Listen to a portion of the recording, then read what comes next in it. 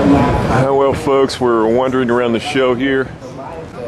See what's going on here. All right, so are there any other major, things that anyone saw at CES this year that they really want to talk about? I mean,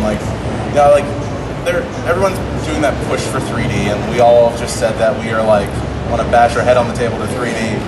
But I mean, what do you think individually was the big push in technology this year? Like something that was really just no one really talked about it, but it's gonna take some place in the future.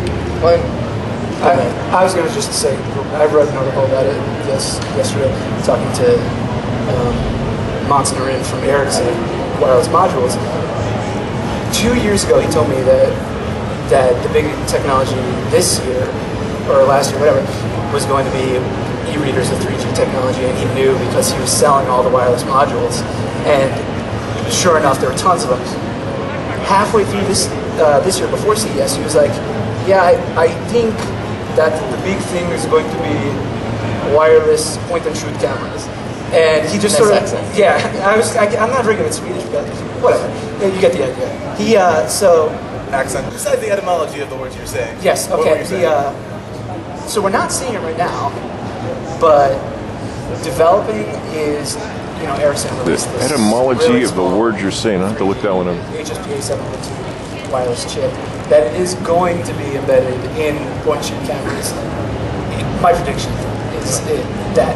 And so we're not seeing it right now, but next year I think it's going to be all over the place. I'm sticking to that, and I'm willing to take the fall. So then would you need to have a data plan just for your camera? That was actually what his main thing was, because with the readers, they had to figure out a business model on how to give people the wireless connection for free. So it's incorporated in the Kindle, and it's incorporated in stuff like that. So we're back scenes of the Plan 8 podcast, and talking about the latest product. Part of something that we still kind of do when we want hard copy things. He was saying that you'd have a point-and-shoot camera that's always connected and just instantly uploading to the cloud at all times, and then you pay to receive. He's got this figured out. Version, almost like DRMing your pictures. Point-and-shoot uploading to the cloud. That makes sense to me. Who needs a memory stick? But it wouldn't be that harsh. I would just sort of maybe you pay for a higher quality version. You could also see them maybe going to a cell phone model, a subsidized model. You get the camera for $50, and then you pay a monthly fee, which would be great because it would ramp up the quality of your point-and-shoot cameras. You'd be paying $50, and you'd be getting one that's a $600 camera. I mean, Amazon did that for the Kindle with AT&T. You get it subsidized, and then pay a monthly plan for your service to download books wirelessly. You could see a lot of industries going that direction. Cameras, and it seems maybe Google's the only one that's purposely this actually sucks. We don't want to be guaranteeing your money to AT&T. Yeah. Buy it unlocked and take it anywhere. And I think that's what the big thing about the Nexus One is. What makes it such a special phone? It's not that it's running Android. It's that it's unlocked and that you can run on any carrier. But there is these guys are pretty smart. Work with Verizon, or AT&T 3G. Yeah, I mean. Again, it's a phone that's created by one of the most silently brilliant companies on the planet right now. Yes, I love that ad marketing campaign. I will keep saying that. But HTC could easily make whatever they want.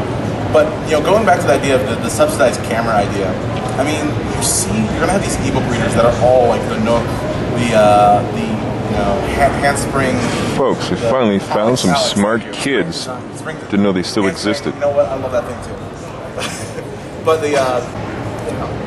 Mats from Ericsson actually said that. He was suggesting. Well, that's where I think iFi is in such a great position right now, because their technology makes it super easy, because it's it's half storage, half this wireless uploading. It is brilliant. I mean, this is Canon should be scared right now that iFi, because their sales are just going up and up, and now they're doing video. They started with pictures in 30 sites. Now they're doing so many sites, and these camera companies should be scared, and they should be, their M&A team should be opening their eyes. Yeah, the one thing that's really interesting is, I think this year was the first year that you really saw photographers from major outlets, either Reuters or other large blogs, who did I have a big camera, DSLR, with a Pro iFi, which allows you to do RAW and JPEG, and a MiFi. The little public, the little portable that you throw in your pocket. Rooter blog. Check it out. The photographer for the win even there had a Nikon, professional level with the grip and the little light on it that you pull off and take pictures of people. But I saw this open MiFi, and I'm like, why is this here? It's not open, but it was closed down. And I realized, as soon as I got in the taxi, the lead, I was with a couple other people, they saw their pictures already up there. I was like, oh, they must have had an iFi. That's why they had the MiFi. The iFi-MiFi connection. Exactly. But I think the one cool thing is that iFi-MiFi. those instant pictures now is a really cool thing, and I agree with you guys when that's going to be a really big thing in the future.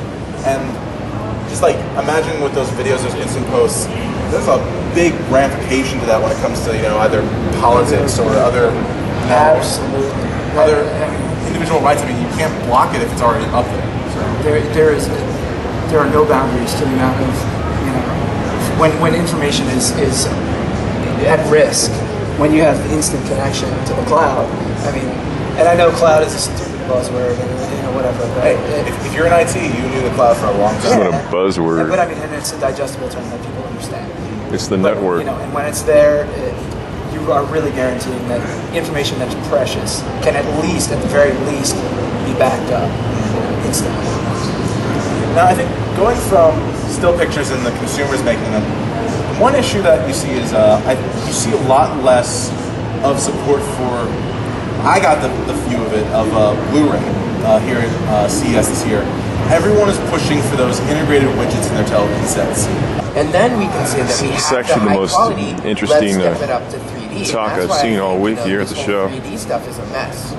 It's like A lot of people they're put on by some 16-year-old kids. Many years have been telling me that CES is always supposed to be like maybe 2 to 3 years ahead of the curve. So it seems like these bigger companies are trying to position themselves like Blu-ray is like it's around the Blu-ray players. There's PS3 back here somewhere. That Blu-ray is already starting to get into home, but maybe 2 to 3 years down the line, it's going to be 3D.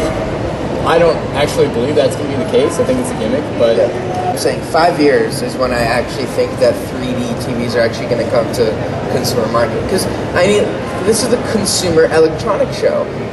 3D TVs aren't consumer targeted yet.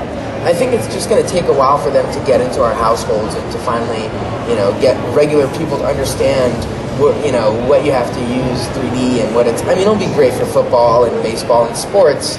But I mean, for movies, like stuff like that. But one of the biggest things is get rid of the glasses. I mean, the glasses I think are the most. We both wear glasses. We're not getting rid of the glasses until we can generate holograms in front of your face.